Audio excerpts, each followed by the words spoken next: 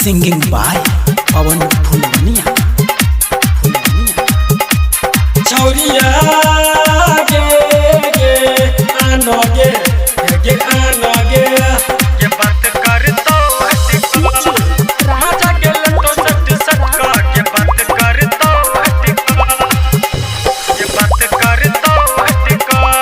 Recording by Ujjala Music present Raghopur Sakri. गमछा बिछे तो छोरा भुइया सुते तो तोरा गमछा बिछे तो छोरा भुइया सुते तो तोरा मजा गेले तो सट सट का ये बात कर तो हट का मजा गेले तो सट सट का ये बात कर तो हट का छौरिया गे गे आनोगे आनोगे मजा गेले तो सट सट का ये बात कर तो हट का Chauriya ge ge anoge anoge anoge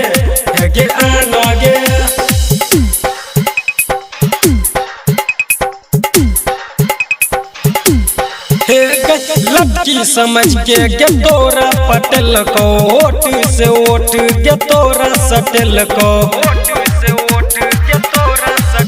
गई लड़की समझ के तोरा पटेल को ओट से ओट के तोरा सटेल को 16 के जवानी के गर्दा उड़ेल को छौरा के सजिया पे तोरा सटेल को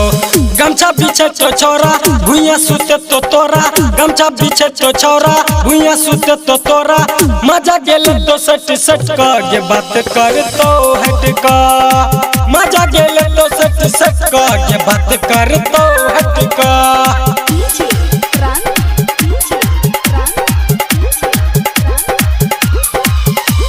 छौरिया गे गे anoge anoge anoge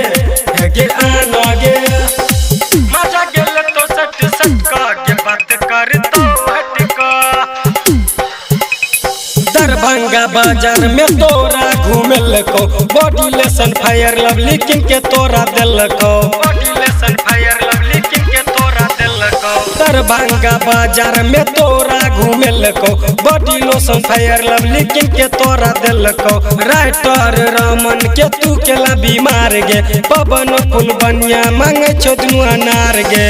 गमछा बिछे तो छोरा भुइया सुते तो तोरा गमछा बिछे तो छोरा भुइया सुते तो तोरा मजा गेले तो सट सट का ये बात कर तो हट का मजा गेले तो सट सट का ये बात कर तो हट का छौरिया गे गे anoge